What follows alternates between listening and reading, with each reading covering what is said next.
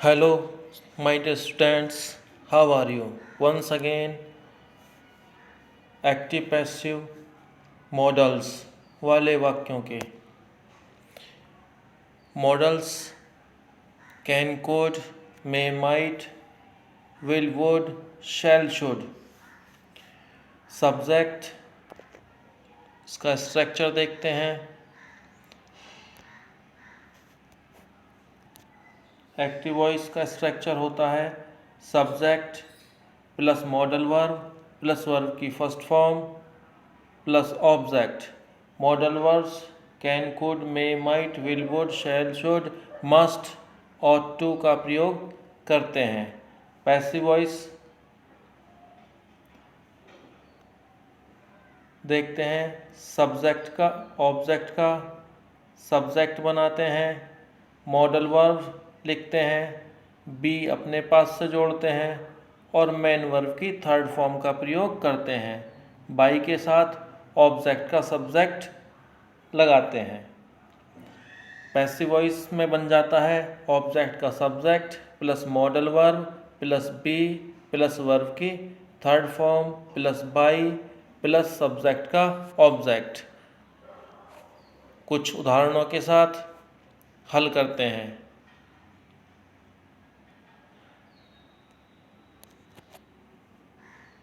Kavita can not do this work.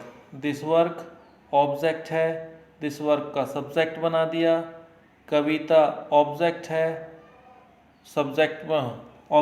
Kavita subject है, object बना दिया। This work helping verb can आ जाएगी। बी अपने पास से जोड़ दिया जो ऊपर स्ट्रक्चर में दिया हुआ है, done by Kavita. Kavita can not do this work can be done by Kavita. केवल एक ही बात का ध्यान रखना है हमें, जितनी भी मॉडल वर्ब हैं can could may might will would shall should और टू मस्ट, इन सब के साथ बी लगाते हैं और वर्ब की थर्ड फॉर्म का प्रयोग करते हैं पैसिव वॉइस में। We should help the poor. ये बहुत ही इजी सेंटेंस है, बहुत ही आसान है। We should help the poor. We subject है, द पुअर ऑब्जेक्ट है, द पुअर का सब्जेक्ट बना दिया। द पुअर शुड बी प्लेड बाय अस, वी का ऑब्जेक्ट बना दिया, जिस बात को आप बहुत अच्छी तरह से अब समझ चुके होंगे। नेक्स्ट दिया हुआ है आपका some girls could not sing a song. Some girls subject, a song object. A song subject के स्थान पर, कुड बी सिंग की third form, sung by some girls. Next sentence है आपका we must love our motherland. We must love other motherland. Motherland, our motherland subject के स्थान पर, our motherland must be love की third form loved by us. An elephant can not kill A tiger. Can not हमेशा एक साथ आता है, can और नॉट को हमेशा मिलाकर लिखते हैं।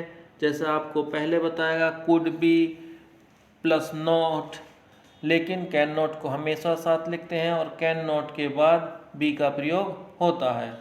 N elephant can not kill A tiger. A tiger can not be killed by an elephant. इस तरह से आपने मॉडल्स देखा। मॉडल्स में केवल कैन कुड मे माइट के साथ बी का प्रयोग करके वर्ब की थर्ड फॉर्म लगाते हैं। नेक्स्ट है आपका इन्फिनेटिव। इन्फिनेटिव बोलते हैं टू प्लस वर्ब की फर्स्ट फॉर्म। इन्फिनेटिव क्या होता है? टू प्लस वर्ब की फर्स्ट फॉर्म। हिंदी के वाक्य में जब क्रिया के अंत में नानी ने आता है तब इन्फिनेटिव का प्रयोग किया जाता है। जैसे आपने बहुत सारी बुकों में देखा होगा, टू किल मारना, टू सिट बैठना, हर वर्ब के पहले टू लगा होता है। क्रिया का अर्थ नानी ने आता है। स्ट्रक्चर देखिए, एक्टिव वॉइस में subject, helping verb, to plus verb की फर्स्ट फॉर्म जिसको इन्फिनेटिव कहते हैं, object, helping verb is, am, are, was, were, has, have, had. Passive voice का स्ट्रक्चर देखिए, ऑब्जेक्ट का सब्जेक्ट। अब आप इसको बहुत अच्छी तरह समझ चुके होंगे, बहुत सारी वीडियो में बताया गया है कि ऑब्जेक्ट को सब्जेक्ट के स्थान पर लेकर आते हैं, फिर सब्जेक्ट के अनुसार हेल्पिंग वर्ब का प्रयोग करते हैं। टू बी के साथ वर्ब की थर्ड फॉर्म आती है जिसे पैसिव वॉइस में पैसिव वॉइस का इन्फिनेटिव कहते हैं।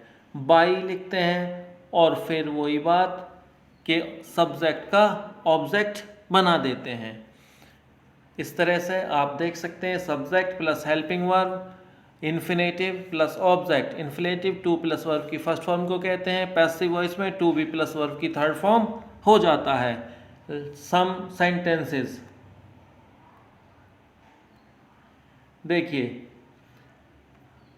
She is to write this book, she is to write this book, this book subject के स्थान पर आ जाएगा, इज हेल्पिंग वर्ब जो कि त्यों रह जाएगी, टू बी रिटन सी का ऑब्जेक्ट हर हो जाता है, by her. Next sentence, we are to buy a car, we are to buy a car, a car subject के स्थान पर, a car is to be, buy की थर्ड फॉर्म होती है बॉट बाई अस, वी का subject होता है, we का ऑब्जेक्ट होता है us. I am to do this work, this work object है, सब्जेक्ट के स्थान पर आएगा, आई के साथ एम का प्रयोग करते हैं, लेकिन दिस वर्क के साथ इज का प्रयोग होता है, केवल आई के साथ एम का प्रयोग होता है और सभी एक वचनकर्ताओं के साथ इज का प्रयोग करते हैं प्रेजेंट में। This work is to be done by me, I का ऑब्जेक्ट मी होता है। She has to make tea, she has to make tea, tea object हो गया, tea has to be made by her she का object हो जाता है। I have to complete my work, my work subject के स्थान पर, माई वर्क एक वचन है, हैज हो गया, has to be completed verb की third form, by me I का ऑब्जेक्ट हो जाता है बाई मी।